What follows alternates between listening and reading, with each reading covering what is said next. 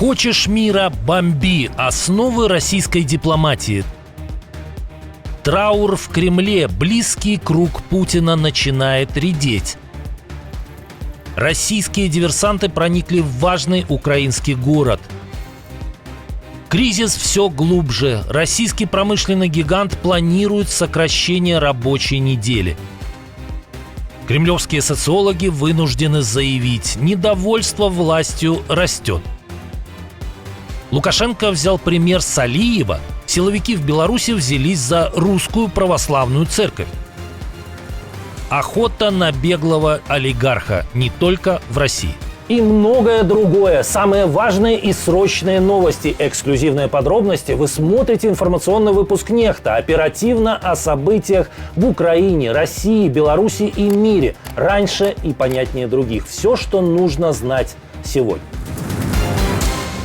Подготовка к переговорам по-кремлевски. После того, как накануне вечером президент Украины сообщил о готовящейся новой встрече с российской стороной в Турции, Москва продемонстрировала, как она стремится к миру. Армия агрессора снова ударила по городам Украины. Как обычно, по жилым районам. В Сумах сообщается о 14 пострадавших, из которых 2 в тяжелом состоянии. Повреждены 5 многоэтажек, торговый центр, 18 автомобилей. Окна побиты, балкон вон вывернутый настежь.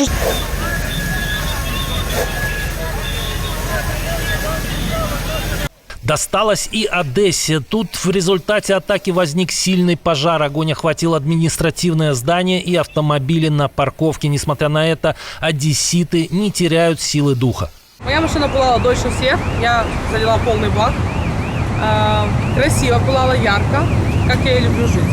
Были нанесены удары и по населенным пунктам Донецкой области. Убито несколько мирных жителей, в том числе ребенок в Краматорске, где управляемая бомба ударила в многоэтажку. Как считаете, в Кремле хотят мира? И что может заставить Путина пойти на реальные переговоры? Пишите в комментариях. Ни деньги, ни самая высокая должность не гарантируют бессмертие. В Кремле начались гонки на лафетах. На 72-м году жизни умерла председатель Верховного суда России Ирина Подносова, сокурсница Путина. Подносова была назначена главой Верховного суда только в апреле прошлого года по личной инициативе хозяина Кремля. Это уже 2-я смерть председателя Верховного суда за менее чем 1,5 года. До Подносовой эту должность занимал Вячеслав Лебедев. На юрфаке Ленинградского университета Подносова училась на одном курсе с Путиным и нынешним главой Следственного комитета России Александром Бастрыкиным. Правда, в начале путинской эры Подносова не самым лестным образом отзывалась о старом знакомом. Нам он, Володька, честно говоря, как мужчина особо не нравился. На дискотеках не танцевал, а стоял у стеночки и разговаривал с ребятами. Некоторые эксперты относили Подносову к самому ближнему кругу российского диктатора.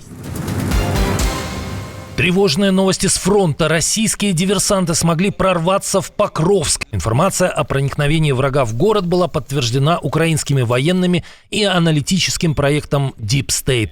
Первые группы были зафиксированы еще 17 июля, а к понедельнику стало ясно: оккупанты активно внедряются в город, пытаясь закрепиться и ждать подкрепления. Российские силы использовали брешь, возникшую из-за дефицита пехоты в одной из украинских бригад. Бойцы 155-й и 68-й бригад ВСУ взялись за устранение угрозы. На данный момент в Покровске продолжается ликвидация диверсионных групп оккупантов. Украина, в свою очередь, нанесла несколько важных ударов. В Самарской области России был атакован завод «Новокуйбышевская нефтехимическая компания». Предприятие является одним из крупнейших предприятий в России в сфере газообработки и нефтехимии, который входит в производственную цепь военно-промышленного комплекса. Завод производит сырье для взрывчатых веществ: бензол, фенол, ацетон, синтетический этиловый спирт и многое другое. Эти компоненты применяются в производстве тротила, гексогена, тетрила и иных типов взрывчатки, которые используются для снаряжения артиллерийских снарядов, авиационных бомб, кассетных боеприпасов и ракет. Кроме того, ВСУ нанесли удар по важному стратегическому объекту в Ростовской области. Атаке подвергся военный аэродром в Миллерово. Местные телеграм-каналы насчитали более 10 взрывов. В Белгородской области вооруженные силы Украины уничтожили очередной российский зенитный комплекс С-300 и мобильный радиолокационный комплекс «Небо-М». Очередная новость, свидетельствующая о сползании российской экономики в глубокий кризис. Крупнейший автогигант страны АвтоВАЗ обдумывает переход на 4-дневную рабочую неделю. Причина – падение спроса из-за малодоступности кредитов и демпинга со стороны зарубежных, читай, китайских конкурентов. Речь идет о высокой ключевой ставке и ужесточении требований регулятора к заемщикам по автокредитам. Кроме того, в Россию ввезено значительное количество автомобилей импортного производства, преимущественно в 2024 году. При этом импортные бренды ведут политику ценового демпинга. По оценке АвтоВАЗа, запасы нераспроданных импортных автомобилей сейчас составляют около 400 тысяч штук. По данным аналитического агентства «Автостат», в первом полугодии авторынок сократился на 26 с лишним процента, до 530 тысяч штук. При этом к концу полугодия падение ускорилось. Продажи АвтоВАЗа сократились на 25%, до 155 тысяч штук. Переход компании на 4-дневку может произойти уже 29 сентября. А ведь всего пару дней назад Владимир Путин так уверенно рассказывал в программе Зарубина, как он поддерживает отечественный автопром. Я не согласился с теми, кто предлагал все закупать за границей, и мы начали развивать свой автопром. Еще одно достижение путиномики. В это тяжело поверить, но российский «Газпром» теперь стоит меньше китайской компании PopMart, производителя игрушек, тех самых «Лабубу». Популярность милашных игрушек-брелоков с кроличьими ушами и зубастыми улыбками стремительно толкает стоимость компании вверх. С начала года ее рыночная капитализация взлетела с 15 до 42 миллиардов долларов. И вот уже PopMart уверенно занимает 528 место в глобальном рейтинге, обогнав одного из крупнейших российских игроков «Газпром», чья стоимость сейчас составляет менее 39 миллиардов долларов. Это ставит гиганта экономики России на 569 место. Нет, все-таки «Газпромом» и Кремлем управляет уникальная команда. Согласны? Пишите в комментариях. Число недовольных в России растет. Это вынуждены признать даже лояльные социологи. Доля граждан, которым приходилось, цитируем, слышать от знакомых критические высказывания в адрес властей, увеличилась с 25 до 30%, свидетельствует Фонд общественного мнения. Это результат совсем недавнего опроса, проведенного в первые 2 недели июля. Рост недовольства социологи зафиксировали после резкого повышения коммунальных тарифов, на которые, по их данным, жалуются 38% граждан. В среднем по России с 1 июля тарифы выросли на 13,4%. Рекордно за десятилетия. А в некоторых регионах индексация оказалась заметно выше. Общероссийский рекорд установил Ижевск, где тарифы в одночасье взлетели на 38%. Как думаете, недовольных в России на самом деле только 30%? Пишите в комментариях. Силовики Лукашенко взялись за русскую православную церковь. Правда, речь в данном случае идет о секте, полное название которой звучит как «Русская православная церковь. Царская империя».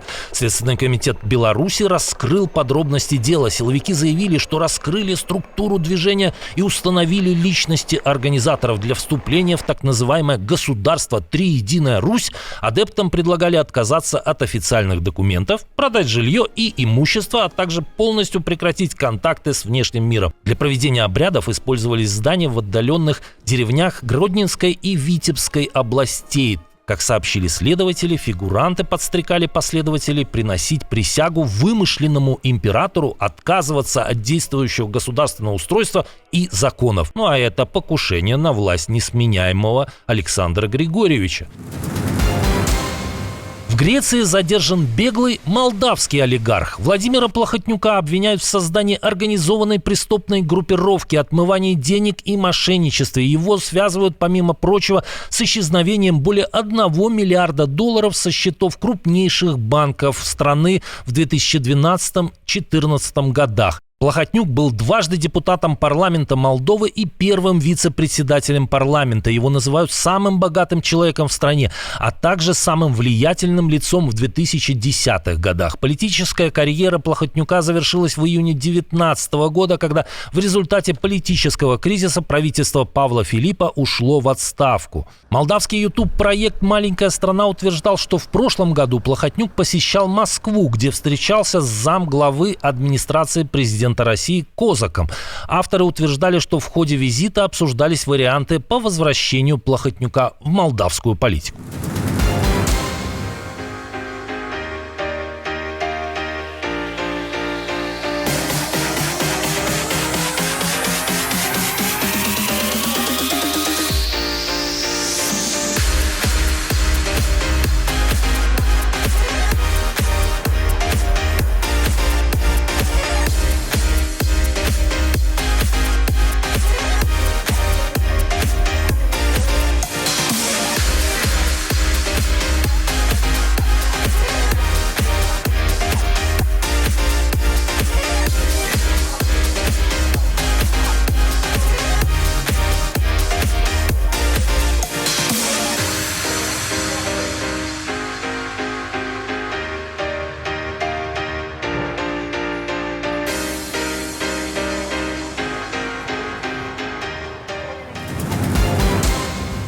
Отдельное спасибо за то, что досмотрели до конца. Спасибо за ваше доверие.